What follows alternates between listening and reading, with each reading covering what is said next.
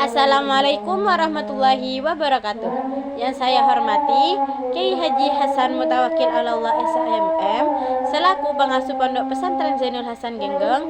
Yang saya hormati Rektor Universitas Islam Zainul Hasan Genggong, yakni Bapak Dr. Abdul Aziz Wahab BAMAG. Dan yang saya hormati dosen pengampu mata kuliah Administrasi dan Manajemen Pendidikan, yakni Ibu Salamah Eka Susanti. Dan yang saya hormati kedua orang tua saya yang sudah mendukung saya dan mensupport saya.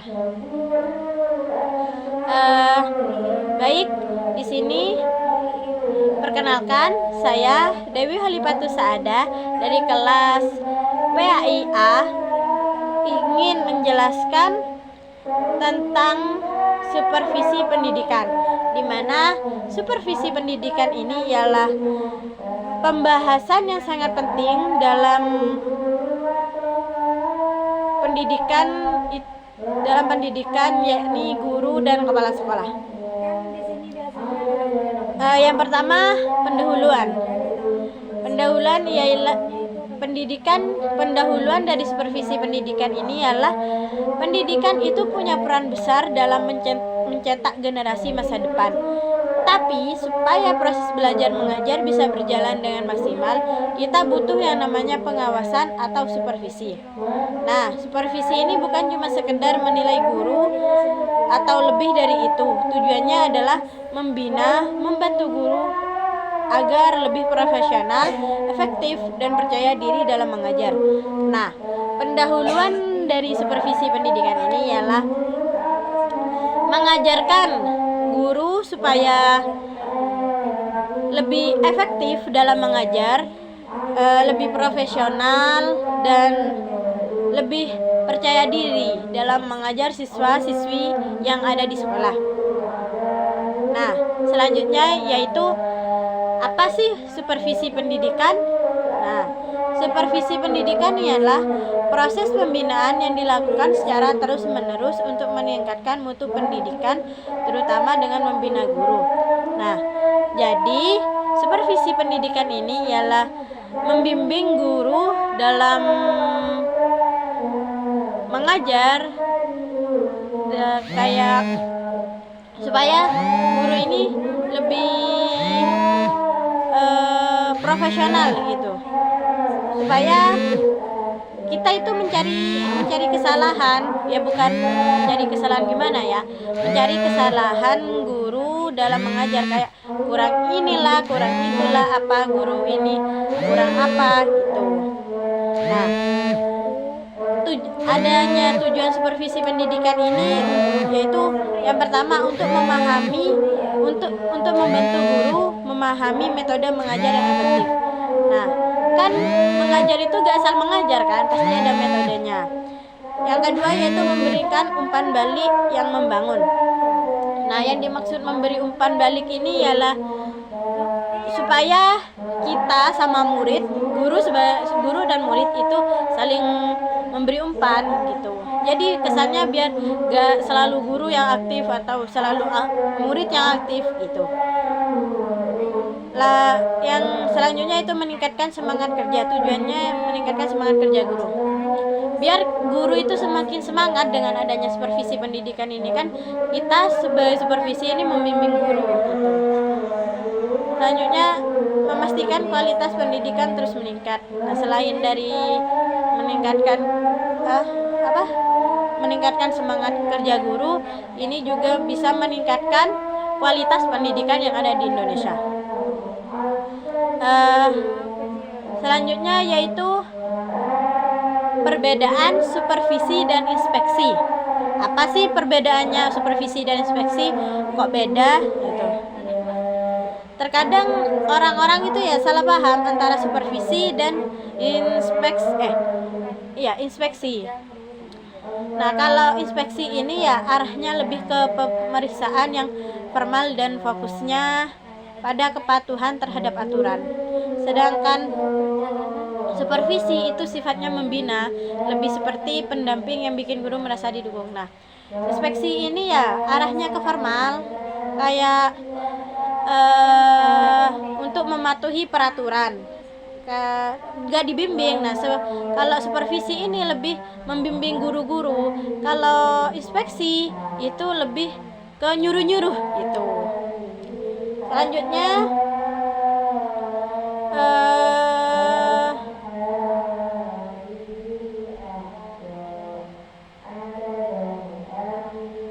selanjutnya prinsip-prinsip supervisi.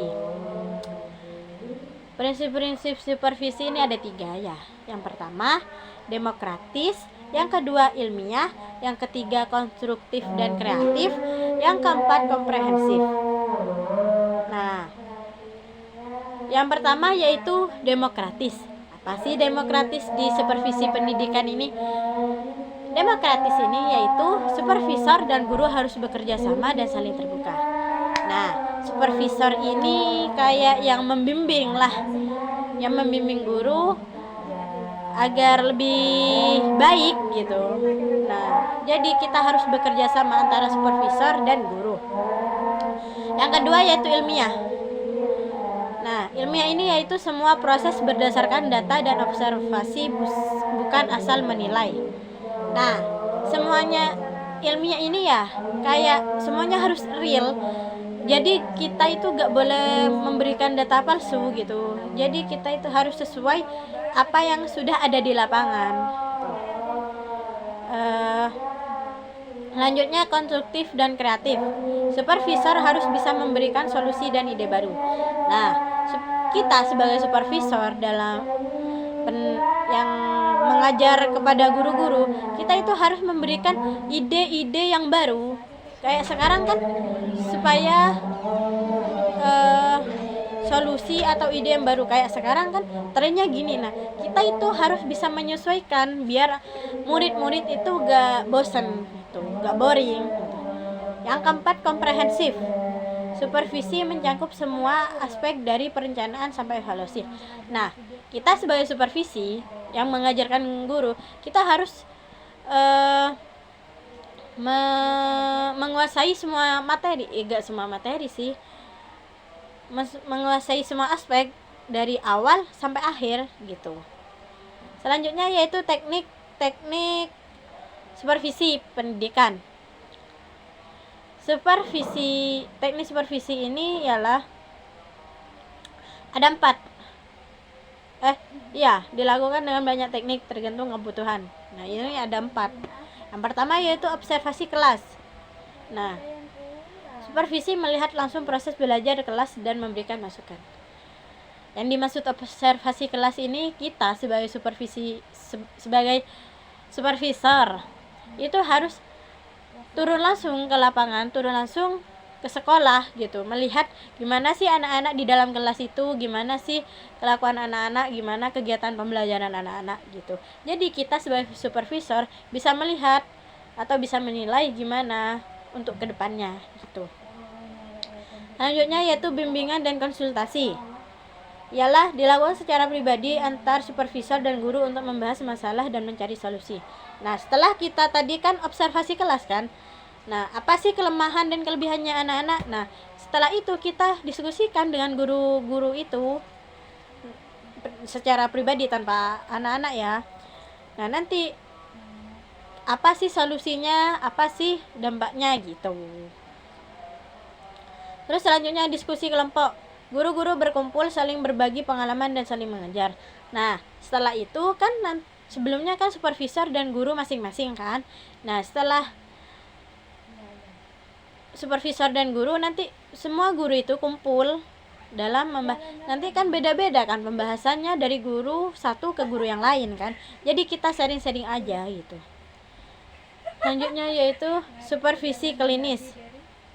Pertemuan awal, observasi, lalu evaluasi bersama. Fokusnya perorangan dan lebih mendalam. Nah, ya sama sih kayak sebelumnya. Kita harus kan datang ke sekolah gitu. Nanti observasi, lalu evaluasi kan. Nah, selanjutnya supervisi akademik. Supervisi akademik ini fokus pada isi materi dan strategi pembelajaran. Apakah sudah sesuai dengan kurikulum atau belum. Nah, Supervisi akademik ini ialah fokus pada isi materi. Oh, kita ya fokusnya ke materi dan strategi pembelajaran. Kita itu mengajar apakah sudah sesuai enggak dengan kurikulum gitu. Selanjutnya, regulasi dan tantangan dalam supervisi pendidikan. Pasti setiap metode atau setiap itu akan ada tantangannya. Nah, tantangannya dari supervisi pendidikan ini ialah di Indonesia pengawasan sekolah sudah diatur dalam berbagai kebijakan seperti UU nomor 20 tahun 2003 dan Permendikbud nomor 143 tahun 2014. Nah, pengawas sekolah harus punya kualifikasi tertentu seperti pengalaman mengajar minimal 5 tahun dan memiliki sertifikasi pengawas. Tapi tetap saja ada tantangan yang dihadapi. Nah, tantangannya ini ada 3 guys. Yang pertama, jumlah pengawas yang kurang. Supervisor belum terlatih secara maksimal. Kadang guru merasa diawasi bukan dibina. Jumlah pengawas yang kurang. Nah, kita sebagai pendidik, sebagai guru atau pendidikan, di dalam sistem pendidikan ini kita pengawasnya itu kurang. Dan supervisor belum terlatih secara maksimal. Supervisornya itu lebih kayak lebih unggul guru daripada supervisor gitu. Nah, mungkin itu saja yang dapat saya sampaikan. Kesimpulannya dari yang saya ucapkan dari tadi yaitu supervisi pendidikan adalah kunci untuk meningkatkan kualitas guru dan pembelajaran, tapi kita harus memastikan pelaksanaan benar, bukan cuma formalitas saja ya. Beberapa saran untuk perbaikan yaitu supervisor perlu pelatihan rutin, pendekatan supervisi harus lebih harmonis, anggap guru sebagai mitra bukan objek evaluasi, gunakan teknologi misalnya dengan rekaman video pembelajaran atau diskusi daring. Jangan lupa tingkatkan kesejahteraan guru dan supervisor karena semangat kerja juga sangat dipengaruhi oleh hal itu. Oke, semoga penjelasan singkat ini bermanfaat untuk membuka wawasan kita tentang pentingnya supervisi dalam dunia pendidikan ya. Mungkin itu saja yang dapat saya sampaikan. Kurang lebihnya saya mohon maaf. Wassalamualaikum warahmatullahi wabarakatuh. Bye.